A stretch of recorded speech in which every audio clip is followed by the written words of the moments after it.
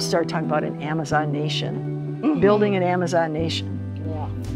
And that's what we were all about at that time. I will always be here by your side, 'cause I'm still here after I'm gone. You love birds singing. In the 70s and 80s, there was very much a thread of back to the land movement in the lesbian community, where women felt like being a lesbian in society was overly oppressive. Both that desire for a separate space coming out of the women's liberation movement, but also the basic economics of the fact that cities privilege men.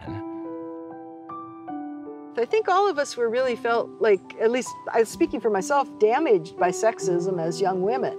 Our options were really extremely limited, and they were strictly demarcated along what conventional gender lines had been. I went to Holy Angels Academy, which is in Minneapolis, and the nun would come and drag me out of study hall and take me to her office and say, well, what do you want to be when you grow up? And I'd say, I want to be a carpenter. Nah, you can't do that. Well, how about a mechanic? No. Well, I want to be a baseball player. Oh, no. I said, well, what did you drag me in here for, you know? It's when I started meeting the women and at Rising Moon and the Lesbian Resource Center that actually gave me the freedom to go and be on the land. It always pissed me off that they thought that boys were better or smarter or whatever, and I knew that wasn't true. But then when we went to college, there was nothing. There was no support.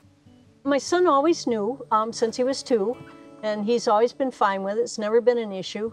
I had him till I was 6, and then because I was lesbian, both my parents and his fathers decided he'd be better off with them. And I had no backing, I had no money, I couldn't fight it. So he grew up with his father, and I'd see him every few years, maybe, if he needed a babysitter. Yeah, it was really weird. I went to his high school graduation, and there was all these, I got there late, and there was all these kids lined up on the stage, and I didn't know which one was my kid. I'd never choose to leave you this early. I offer a different story to tell.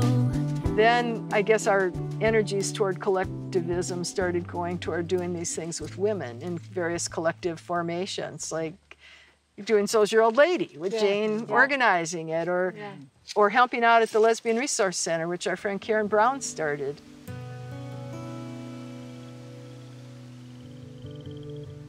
So when did you first hear about the Back to the Land movements? When did you guys first become conscious of it? Jane told us that she bought that land, and we went to Rising Moon. Somebody who owned it before needed some quick money, and we had the cash, and we bought it. So then we had it, and what are we going to do with it?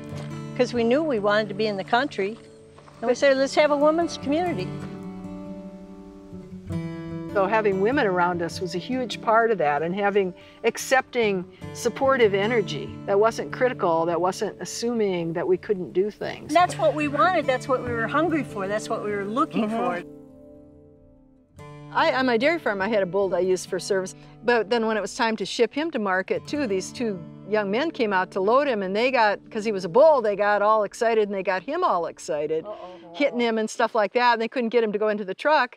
So I said, okay, just be quiet for a minute. And I took a hold of his nose ring and I led him right up the ramp and into the truck. A different energy and a different way of doing things, right? Exactly.